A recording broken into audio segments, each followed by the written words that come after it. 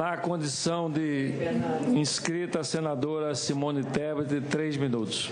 Obrigada, senhor presidente. Agradecer a presença da testemunha. Eu posso dizer que se eu tinha, porventura, dúvida, e não tenho e não tinha, sobre um possível crime de responsabilidade da senhora presidente da República, nesta noite, neste momento, com esse testemunho, não tenho mais dúvida nenhuma de que não foi apenas um, foram vários os crimes de responsabilidade cometidos pela senhora presidente. Vou ficar apenas no decreto por uma questão de tempo, deixamos as pedaladas para as próximas oitivas, mas o depoente deixou muito claro aqui, e com isso derrubou a base da defesa da senhora presidente, quando diz que toda vez que se faz questionamentos, há uma preliminar que precisa ser respondida. E a preliminar é muito simples, é a questão da meta fiscal. Afinal, a meta fiscal estava sendo cumprida quando se baixaram os decretos suplementares, com ou sem autorização legislativa, não é isso que está sendo discutido?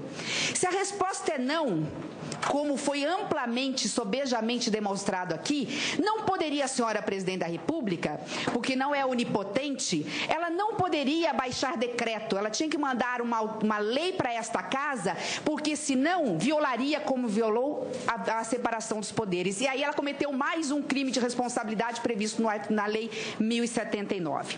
Bom, diante destas questões, ficou muito claro aqui, a meta fiscal é anual sim.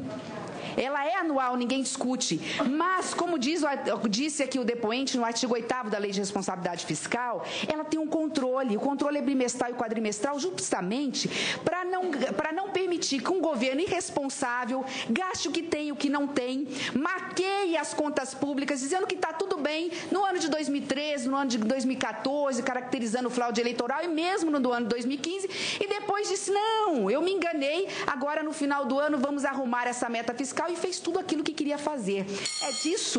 É disso que foi colocado aqui. Mudou o PLN número 5 e em seguida mudou baixou os decretos. A pergunta que faço é se ele pode esclarecer de quanto teria que ser o contingenciamento para que pudesse, nessa apuração, a senhora presidente da República poder continuar baixando decretos suplementares e não fazer o contingenciamento necessário, que era o corte dos gastos além do permitido para poder sanear as contas públicas. Essa é uma pergunta que eu deixo, e naqueles 25 segundos ainda. Como se aufere, embora já tenha explicado, mas novamente, como se aufere se um decreto de abertura de crédito suplementar é ou não compatível com a restrição fiscal? Aí, para Vossa Senhoria poder novamente explicar em que momento que nós podemos auferir esse decreto, essa abertura de crédito é ou não compatível com a restrição fiscal, com a meta fiscal. A palavra com o senhor Leonardo Albernaz, na condição de testemunha, 3 minutos. Obrigado, senhor presidente. Obrigado, senadora. Naquele momento, ou seja, se a gente olhar o contingenciamento que foi feito a partir do relatório de avaliação do terceiro bimestre, o contingenciamento teria que ter sido de, se não houvesse, enquanto não houvesse mudança de meta aprovada por esse Congresso, ele teria que ser de 57,2 bilhões de reais.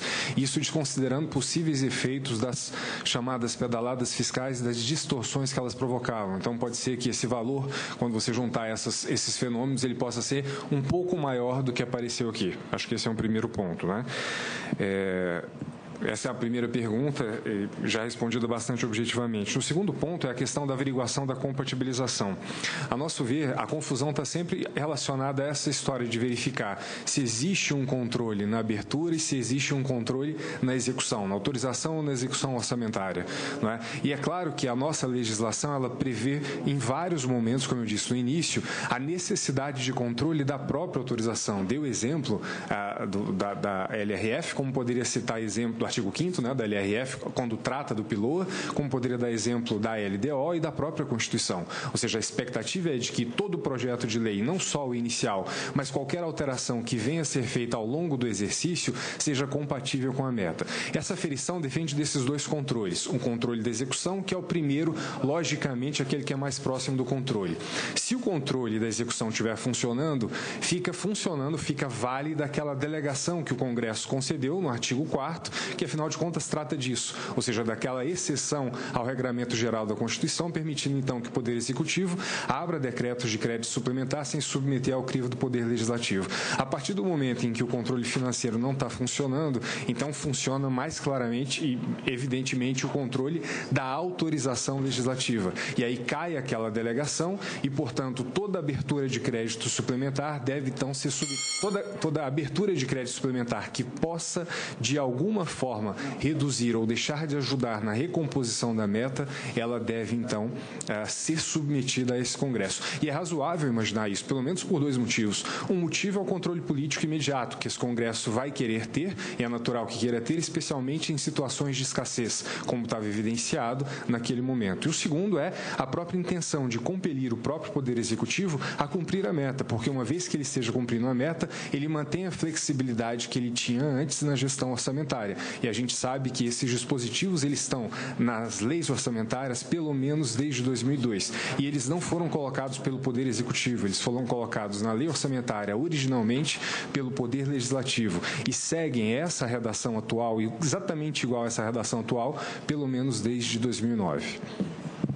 2 minutos, senadora Simone Tebet. Obrigada, senhor presidente. Apenas para deixar bem claro para aqueles que estão nos assistindo pela TV Senado, né? Ele falou numa cifra inimaginável de menos 57 bilhões. Esse teria que ser o contingenciamento, o corte de recursos, como alguns lembraram aqui, que poderia ser usado sim na saúde, na educação, na segurança pública, nas obras de infraestrutura.